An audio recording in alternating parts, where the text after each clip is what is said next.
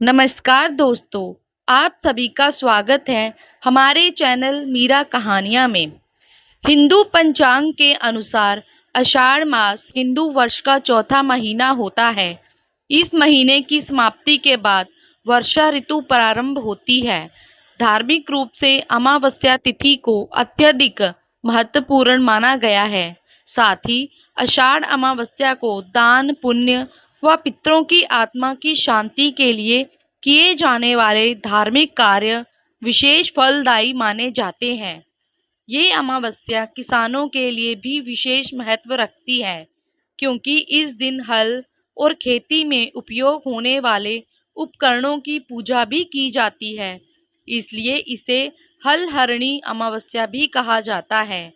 अमावस्या तिथि पर कई लोग अपने पितरों को प्रसन्न करने के लिए श्राद्ध कर्म करते हैं। इस दिन पितृ तर्पण, नदी स्नान और दान पुण्य आदि करना ज़्यादा फलदायी माना जाता है। इतना ही नहीं, ये तिथि पितृदोष से मुक्ति दिलाने में सहायक मानी गई है। अतः पितृकर्म के लिए ये तिथि बेहद शुभ मानी जाती है। आषाढ़ अमावस्या की पूजा विधि। इस दिन ब्रह्मा मुहूर्त में उठकर किसी नदी, जलाशय या कुंड आदि में स्नान करें और सूर्य देव को अर्घ देने के बाद पितरों का तर्पण करें। इसके अलावा इस दिन पितरों की आत्मा की शांति के लिए उपवास करें। इस दिन घर के मंदिर की सफाई करें और वहां दीप जलाएं। आपको बता दें, इस दिन भगवान शिव की पूजा अर्चना करने का विशेष महत्व है। इसलिए घर के मंदिर में भगवान शिव की प्रतिमा स्थापित करें। इसके बाद आप भगवान शंकर की प्रतिमा को तिलक लगाकर उन्हें रोली, नैवेद्य, पुष्प, अक्षत, धूप, मिष्ठान, फल, पंचामृत आदि पूजा सामग्री अर्पित करें। पूजा सामग्री अर्पित करने के बाद आप आषाढ़ अमावस्या की व्रत कथा का श्रवण करें और आरती के साथ पूजा का समापन करें। पूजा के बाद आप फलाहार ग्रहण कर सकते हैं। व्रत का पारण अगले दिन भगवान की पूजा अर्चना के बाद ही करें। अमावस्या के दिन शाम को पीपल के पेड़ के नीचे सरसों के तेल का दीपक जलाएं और अपने पितरों का स्मरण करें। आषाढ़ अमावस्या में क्या करें और क्या ना करें। आषाढ़ अमावस्या के दिन दान पुण्य के कार्य जरूर करने चाहिए। कहते हैं कि इस दिन किए गए दान का पुण्य कई लाख गुना मिलता है। यही नहीं, मृत्यु के बाद मोक्ष की भी प्राप्ति होती है। इसके अलावा इस दिन किसी भी पवित्र नदी में स्नान करना भी शुभ माना जाता है। साथ ही इस दिन पीपल की पूजा का भी विशेष विधान है। आषाढ़ अमावस्या के दिन किसी भी महत्वपूर्ण वस्तु की खरीदारी या बिक्री बिल्कुल भी नहीं करनी चाहिए। साथ ही किसी भी निर्धन या याचक को अपने घर से खाली हाथ नहीं लौटाना चाहिए। इसके अलावा इस दिन किसी से भी कटु शब्दों का प्रयोग गलती से भी नहीं करना चाहिए। ना ही इस दिन मांस, मदिरा का सेवन करना चाहिए। संभव हो सके तो इस दिन तिल के तेल के सेवन का भी परहेज करना चाहिए। आषाढ़ अमावस्या की व्रत कथा। एक समय की बात है, एक ब्राह्मण अपनी पत्नी के साथ रहता था। वो दोनों ही भगवान विष्णु के बहुत बड़े भक्त थे। दोनों प्रतिदिन अपना ज्यादातर समय भगवान के ध्यान और पूजा पाठ में बिताते थे। ब्राह्मण का घर धन धान्य से भरा हुआ था, किंतु संतान ना होने के कारण यह दंपति अत्यंत दुखी रहता था। एक दिन ब्राह्मण ने अपनी पत्नी से कहा कि मैं तपस्या करने के लिए वन में जा रहा हूँ।